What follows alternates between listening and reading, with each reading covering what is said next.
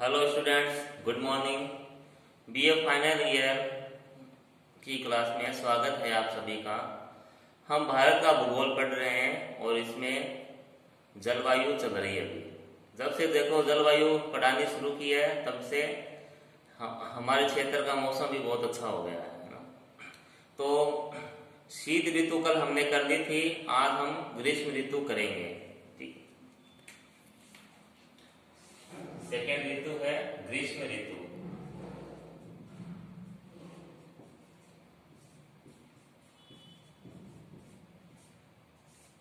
ग्रीष्म ऋतु ये देखो, ये प्रारंभ कब होती है वो देखो। ग्रीष्म ऋतु देखिए ये मार्च से जून तक होती है। मार्च से जून तक, मार्च से जून तक ग्रीष्म ऋतु रहती है। ठीक है, और इसमें देखो पहला पॉइंट इसमें जैसे तापमान लेंगे हम। ग्रीष्म ऋतु में तापमान कैसा रहता है, ठीक है, वो देखेंगे। अब तापमान आप सभी को पता है, हम जिस क्षेत्र में रहते हैं वहां ग्रीष्म ऋतु में तापमान बहुत अधिक होता है और इतना अधिक होता है कि असहनीय गर्मी पड़ती है ना। लेकिन हम यहाँ पूरे भारत देश की बात करेंगे कि हमारे भारत देश में जो तापमान है वो किस तरह से रहता है। जैसे मैंने पहले ही बता रखा है आपको, जो कर्क रेखा है भारत के मध्य से गुजरती है, भारत को दो भागों में बांटती है। ठीक है, तो अब इसमें क्या है, जो उत्तरी भारत का देखो इसमें जो तापमान है वो अधिक रहेगा। उत्तरी भारत है, यहाँ देखो तापमान अधिक रहेगा।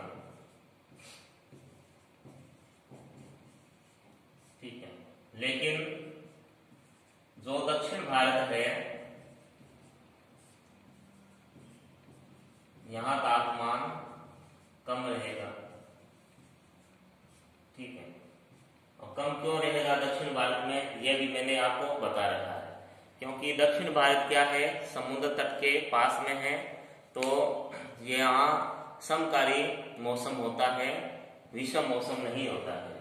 लेकिन उत्तरी भारत में क्या है, मौसम है वो काफी अलग अलग तरह के मौसम होते हैं। ठीक है, दक्षिण भारत में केवल एक ही ऋतु मिलेगी, ग्रीष्म ऋतु, लेकिन वो भी इतनी अधिक नहीं पड़ती है वहाँ। ठीक है, देखो उत्तरी भारत में देखो जो तापमान है, जो एवरेज तापमान है वो मई में देखो रहता है 41 से 42। मई माह में रहता है तापमान 41 डिग्री सेल्सियस से 42 डिग्री सेल्सियस तक। ठीक है, लेकिन जून में बहुत भयंकर हो जाता है। देखो जून में तापमान चला जाता है 45 डिग्री सेल्सियस तक।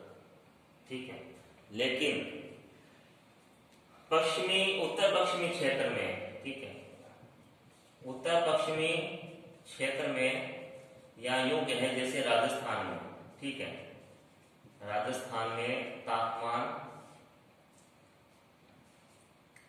50 डिग्री सेल्सियस तक भी हो जाता है।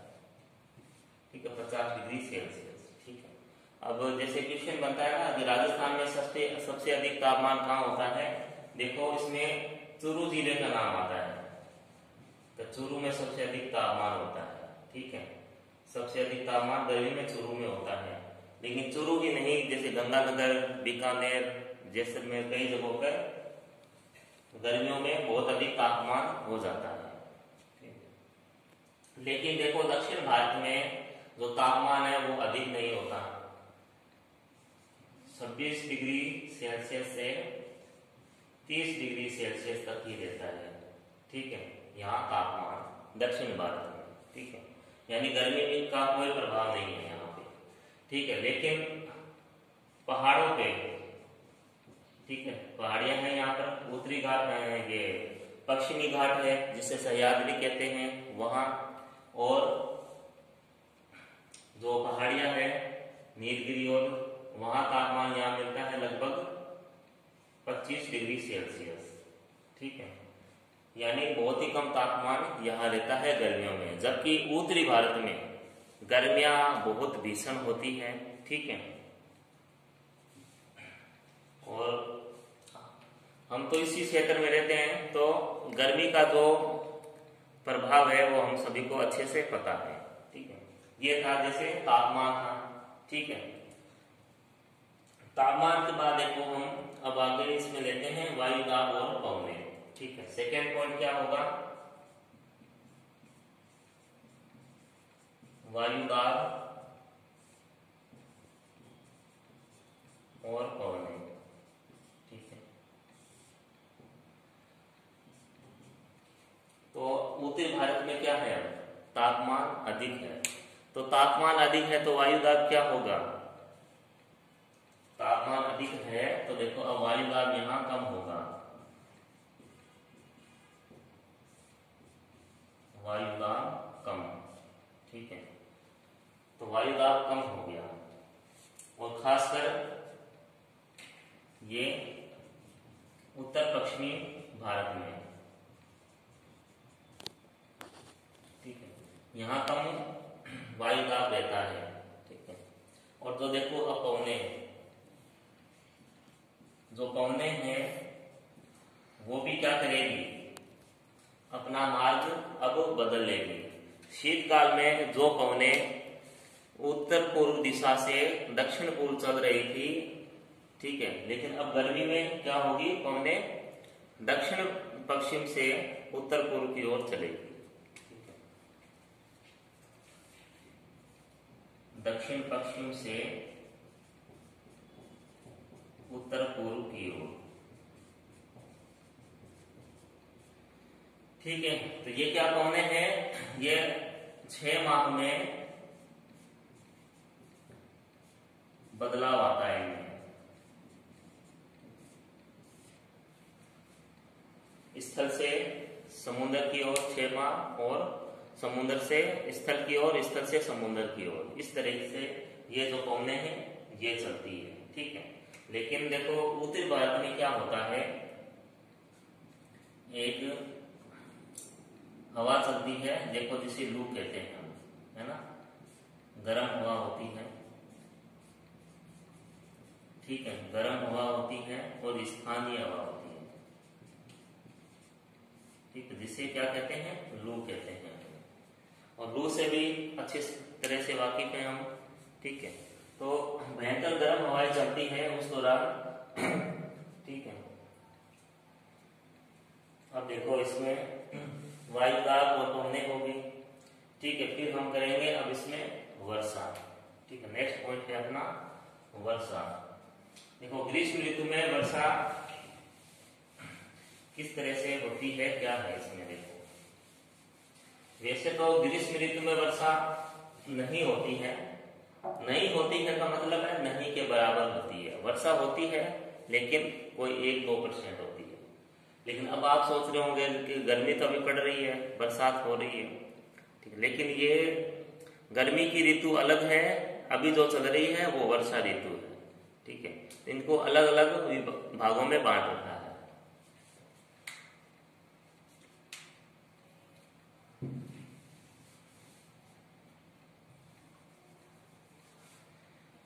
तो ग्रीष्म ऋतु में देखो वर्षा करते हैं, थर्ड पॉइंट है इसका वर्षा। देखो ग्रीष्म ऋतु में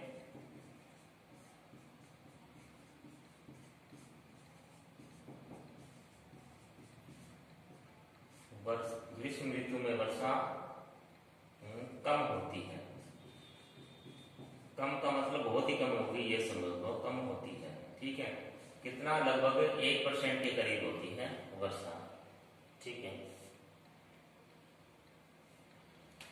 वर्षा बहुत कम होती है। इसमें देखो क्या होता है ग्रीष्म ऋतु में, जैसे ग्रीष्म ऋतु है, ठीक है, ग्रीष्म ऋतु जून तक रहती है, ठीक है। जून से सितंबर तक हमारे भारत देश में क्या होता है, मानसून आ जाता है, ठीक है। अभी जो ऋतु चल रही है वो वर्षा ऋतु चल रही है, ठीक है, या मानसून का समय चल रहा है।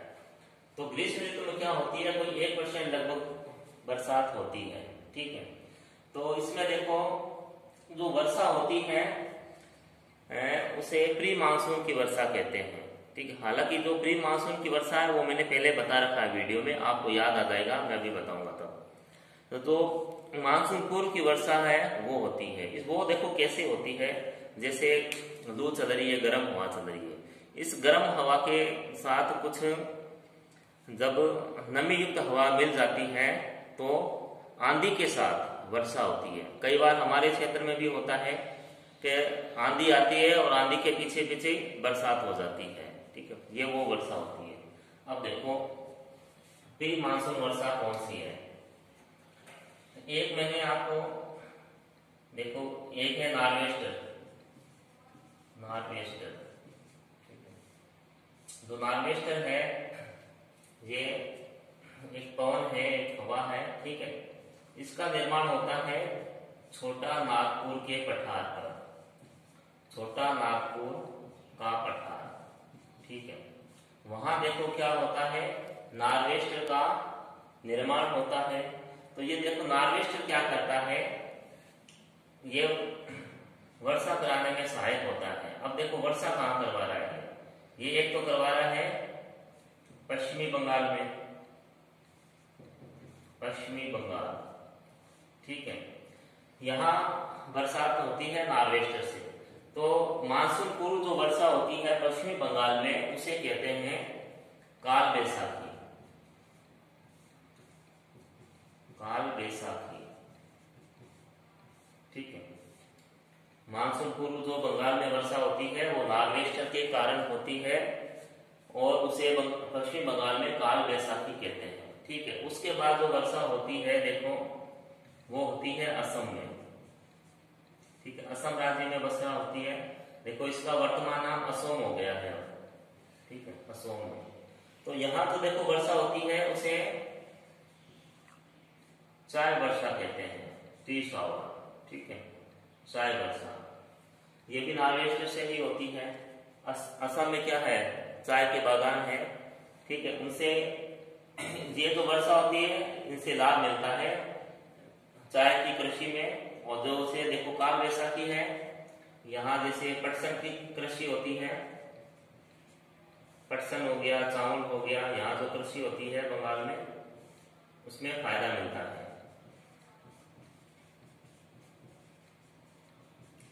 ठीक है। उसके बाद देखो वापस दक्षिण भारत में आते हैं हम अपने। यहाँ देखो मानसून पूर्व वर्षा किस तरीके से होती है। जैसे कर्नाटक राज्य है, कर्नाटक, ठीक है, यहाँ देखो जो वर्षा होती है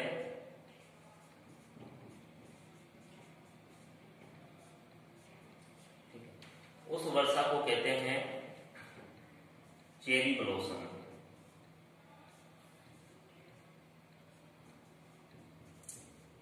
चेरी ब्लॉसम, ठीक है। तो ये जो वर्षा होती है, जो कहवा की जो कृषि होती है या खेती होती है उसके लिए लाभदायक होती है,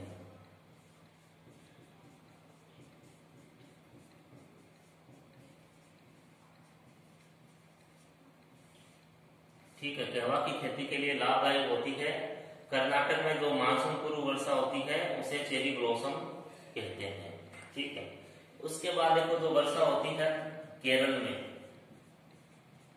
केरल में जो मानसून पूर्व वर्षा होती है उसे कहते हैं मैंगो शावर, मैंगो शावर या आम्र वर्षा, ठीक है। ये भी क्या है, ये मानसून पूर्व वर्षा है, केरल में होती है, ठीक है। इसमें क्या होता है, तो आम की फसल इस समय होती है, ठीक है, तो आम की फसल में ये लाभदायक होती है ये वर्षा, ठीक है। ये जो वर्षा होती है वो मानसून पूर्व की वर्षा है, ठीक है। तो ये जो बरसात होती है काफी मतलब कि तेज बरसात होती है, ठीक है। तो देखो छोटा नागपुर का पठार में नॉर्वेस्टर बनती है, पश्चिम बंगाल में मानसून पूर्व की वर्षा होती है जिसे काल बैसाखी कहते हैं, असम में चाय की वर्षा कहते हैं और कर्नाटक में चेरी ब्लॉसम कहते हैं जो केवा की कृषि के लिए लाभदायक होती है। फिर केरल में जो वर्षा होती है उसे मैंगो शावर कहते हैं, जो कि आम की फसल के लिए लाभदायक होती है। ठीक है, ये थी मानसून पूर्व की वर्षा। ठीक है, अब हम नेक्स्ट लेंगे वर्षा ऋतु लेंगे अब। ठीक है, नेक्स्ट है वर्षा ऋतु हम पढ़ेंगे। देखो थर्ड है अपना वर्षा ऋतु। वर्तमान में देखो वर्षा ऋतु भी चल रही है अपने। ठीक है, ग्रीष्म ऋतु नहीं है, जो गर्मी लग रही है वो अलग बात है। देखो वर्षा ऋतु का जो समय है देखो वो है मध्य जून से मध्य सितंबर तक।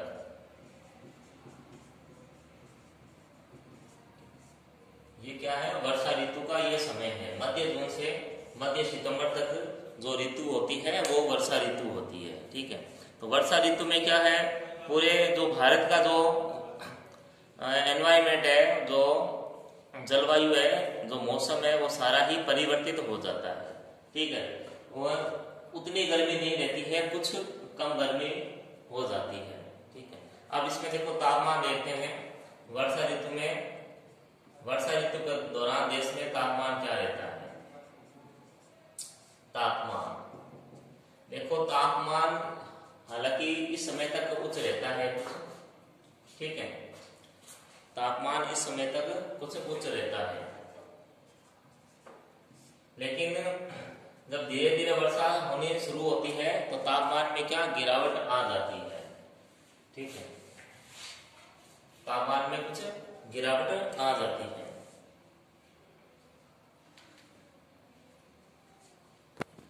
देखो जुलाई में क्या होता है, तापमान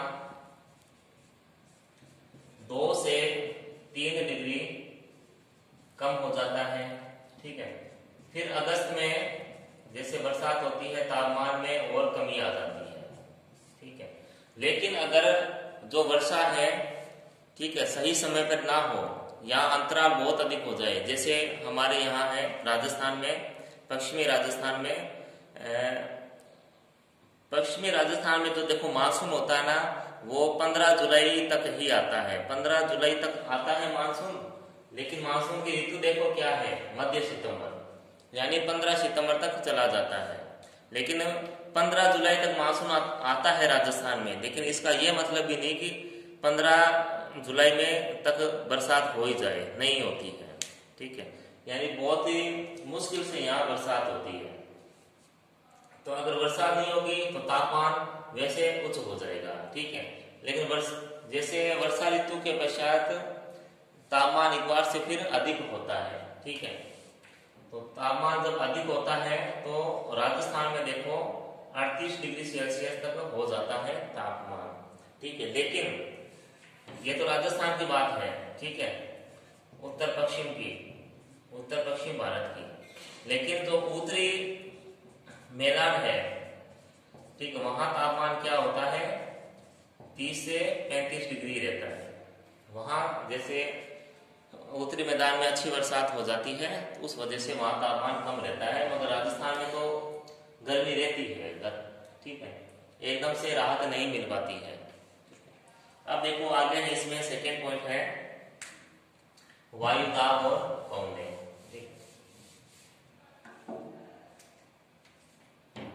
सेकेंड पॉइंट वायु दाब और पवने। देखो वायु दाब और पवने को आप पता ही है। ठीक है, अब जून से सितंबर तक है, तो इस दौरान क्या है, तापमान क्या रहता है, भारत में उच्च रहता है। तो तापमान उच्च है तो वायु दाब कम ही होगा, अधिक नहीं होगा। तो वायु दाब क्या करता है, मानसून पवनों को अपनी ओर आकर्षित करता है। उत्तर पश्चिमी जो भारत है, जो राजस्थान का जो क्षेत्र है, ठीक है, वो गर्मियों में बहुत अधिक गर्म हो जाता है। ठीक, और वो मानसूनी पवनों को अपनी ओर आकर्षित करता है। ठीक, उसके बाद जो पवने हैं, पवनों की वही दिशा रहेगी। देखो पवनों की क्या दिशा रहेगी, ये जल से स्थल की ओर चलेगी, यानी दक्षिण पश्चिम से उत्तर पूर्व की ओर पवने चलेगी। और वायु दाब राजस्थान में सबसे कम होगा इस दौरान। ठीक है, राजस्थान में देखो वायु दाब रहेगा 997 मिलीबार। ठीक है, ये राजस्थान में रहेगा वायु दाब। लेकिन अब दक्षिण भारत में वायु दाब इतना नहीं रहेगा। ठीक है, वहां अधिक रहेगा वायु दाब,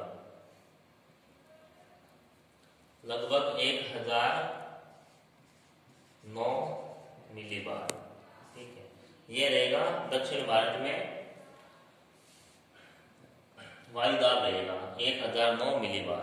अब देखो दक्षिण भारत में जो वायु दाब है वो अधिक क्यों है? क्योंकि वहां उत्तरी भारत की तुलना में गर्मी नहीं पड़ती उतनी। ठीक है, इसलिए जो 997 MB है, सबसे कम वायु दाब है, वो आपको मिलेगा राजस्थान में। ठीक है, और जबकि दक्षिण भारत में वायु दाब अधिक होगा, ठीक है, क्योंकि तापमान राजस्थान की तुलना में इतना कम नहीं है यहाँ। ठीक है, अब देखो, अब है वर्षा कि जो वर्षा ऋतु में वर्षा। ठीक है, वर्षा ऋतु में आप वर्षा पढ़ेंगे कि वर्षा ऋतु में जो वर्षा होती है वो कैसे होती है, किस तरीके से होती है। ये है वर्षा। ठीक है, इसमें देखो वर्षा ऋतु में देखो जो दक्षिण पश्चिम का जो मानसून है उससे देखो 75% वर्षा होती है भारत में। ठीक है, जो दक्षिण पश्चिम का जो मानसून है उससे 75% वर्षा भारत में होती है, यानी सबसे अधिक जो वर्षा होती है वो दक्षिणी पश्चिमी मानसून से होती है। ठीक है,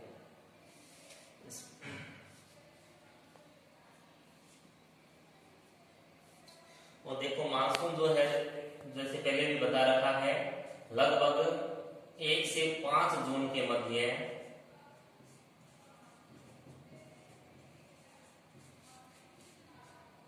केरल में प्रवेश करता है सर्वप्रथम, केरल में।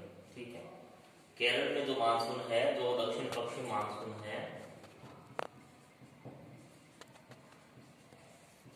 केरल में सबसे पहले प्रवेश करता है 1 से 5 जून को।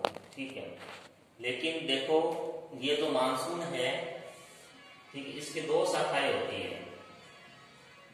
एक तो अरब सागर की शाखा,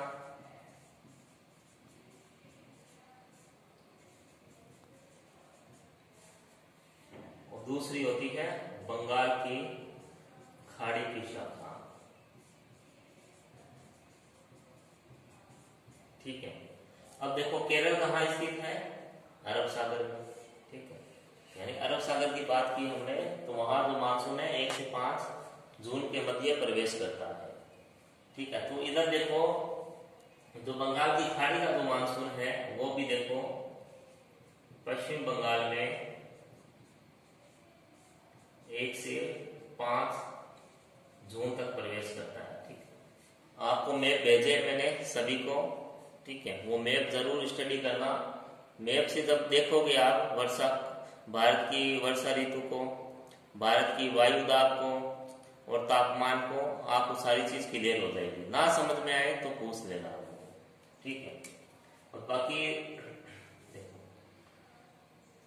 तो पश्चिम बंगाल में भी ये जो केरल का जो समय है उसी दौरान पहुंचता है। ठीक है, लेकिन जो द्वीप है भारत की में, ठीक है, अंडमान निकोबार है या ये लक्षद्वीप है, यहाँ मानसून इनसे भी पहले पहुंच जाता है क्योंकि वो समुद्र में स्थित है। ठीक है, तो भारत में मानसून की 2 ब्रांच होती है, अरब सागर और बंगाल की खाड़ी। ठीक है, देखो पहले अपने लेते हैं अरब सागर शाखा लेंगे।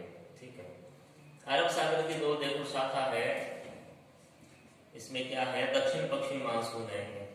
ठीक है, वैसे तो जो बंगाल की खाड़ी है मानसून, इसको ये भी दक्षिण पश्चिम ही मानसून है। ठीक है, अलग अलग नहीं है, लेकिन 2 भागों में ये बढ़ जाता है। भारत की जो स्टेप्स वो आकृति है कुछ ऐसी है संरचना, उस वजह से। ठीक है, तो देखो अरब सागर की जो है मानसून, उसको देखते हैं पहले। इसको भी क्या है, 3 भागों में बांटा है। अरब सागर का जो मानसून है इसको 3 भागों में बांटा है। तो मतलब ये 3 रस्तों के द्वारा भारत में प्रवेश करता है अरब सागर का मानसून। पहला देखो इसमें पहले कहां से प्रवेश कर रहा है, ठीक।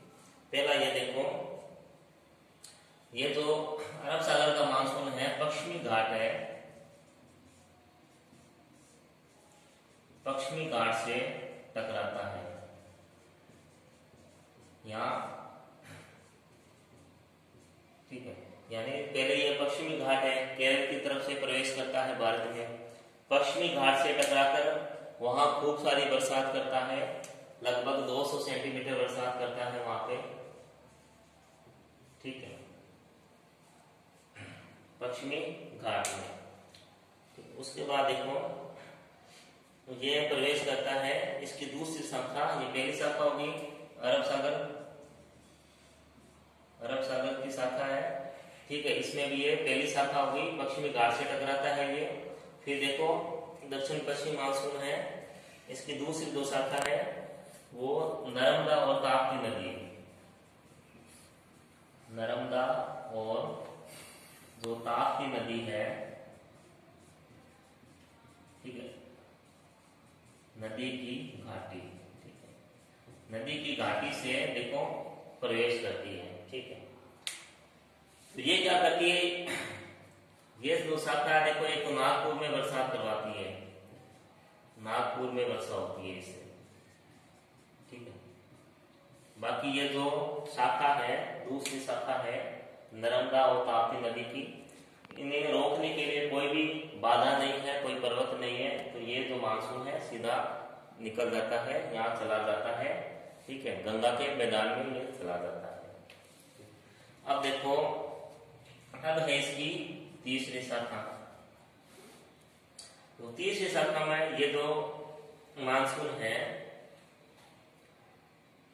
ठीक है, तो ये क्या कच्छ के रण से प्रवेश करता है, कच्छ के रण से, ठीक है। तो वहां से जब ये प्रवेश करता है, देखो जो अरावली देखो पर्वतमाला है,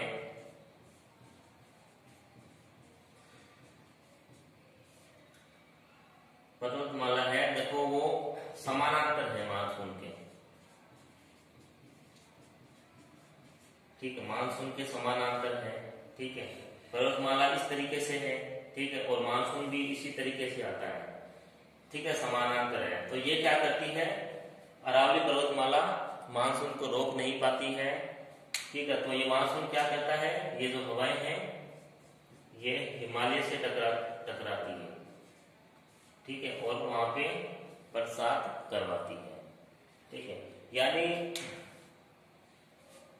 ये 3 शाखाएं होगी, ठीक है। यानी जो अरब सागर का जो मानसून आया है उसके द्वारा राजस्थान में बरसात नहीं हुई है, ठीक है, ये चीज हमने इसमें देख लिया है, ठीक है। तो जो राजस्थान में जो बरसात होती है ना, वो देखो बंगाल की खाड़ी का जो मानसून है ना, उस ब्रांच से राजस्थान में बरसात होती है, ठीक है। अब देखो इसमें बंगाल की खाड़ी की जो शाखा है उसको देखते हैं। बंगाल की खाड़ी की शाखा, देखो बंगाल की खाड़ी की जो शाखा का है वो मानसून देखो ये 2 हिस्सों में बढ़ता है, ठीक है, 2 रस्तों से ये देखो आता है। पहले तो ये देखो जो प्रवेश करता है वो गंगा नदी का जो डेल्टा है वहां से प्रवेश करता है, गंगा के डेल्टा से, ठीक है। वहां से देखो प्रवेश करके ये गारो, खासी, जो जयंतिया पहाड़ियां है मेघालय में, वहां बहुत अधिक यहाँ वर्षा करवाता है मानसून, ठीक है। मेघालय में स्थित है ये, मेघालय यानी मेघों का घर, नाम यही है इसका, मेघालय, ठीक है। भारतीय भूगोलविद है ये एसपी चटर्जी,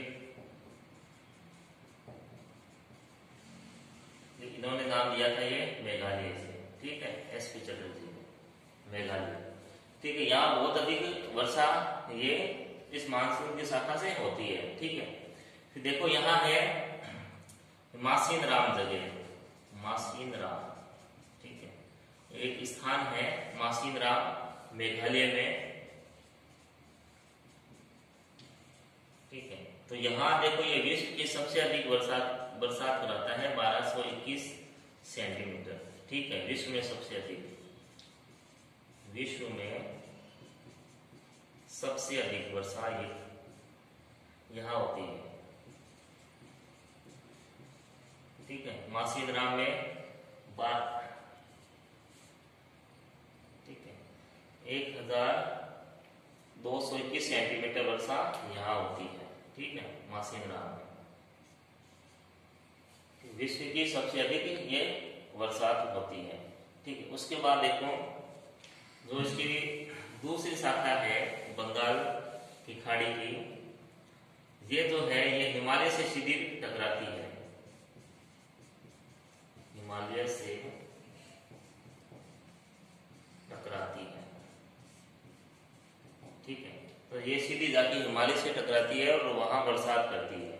जैसे हिमालय इस तरीके से आकृति है, ठीक है, ये यहाँ से टकराई तो ये क्या फिर हिमालय के समानांतर चलती है और ये जब पश्चिम में आती है हिमालय के, ठीक है, तो जो वर्षा है वो कम हो जाती है, वर्षा कम हो जाती है। अब वर्षा कम क्यों हो जाती है? देखो यहाँ तो है बंगाल की खाड़ी, बंगाल की खाड़ी। ठीक है, तो ये जो देखो समुद्र से दूर हो जाती है, जैसे जैसे पश्चिम में जाती है ये पवने, ठीक है, इनमें जो आर्द्रता होती है वो नमी होती है वो कम होती जाती है। जैसे जैसे पश्चिम की ओर ये हवाएं बढ़ती है जो वर्षा है वो कम होती जाती है। ठीक है, और जो राजस्थान में जो बरसात होती है वो बंगाल की खाड़ी की शाखा से होती है। ठीक है, ये था देखो वर्षा ऋतु है, ये कंप्लीट हो गया है। अब एक ऋतु और है वो हम नेक्स्ट वीडियो में लेंगे। ठीक है, उसके बाद जैसे मानसून बनता कैसे है, मानसून के विषय में जिन विद्वानों ने अपने विचार रखे हैं वो हम पढ़ेंगे नेक्स्ट वीडियो में, और वो बहुत ज़्यादा महत्वपूर्ण है। ठीक है, तो आज का ये टॉपिक है समाप्त होता है अपना यहीं पे। ठीक है, बाकी नेक्स्ट वीडियो में लेंगे। तब तक घर पे रहे, स्वस्थ रहे और पढ़ते रहे। धन्यवाद।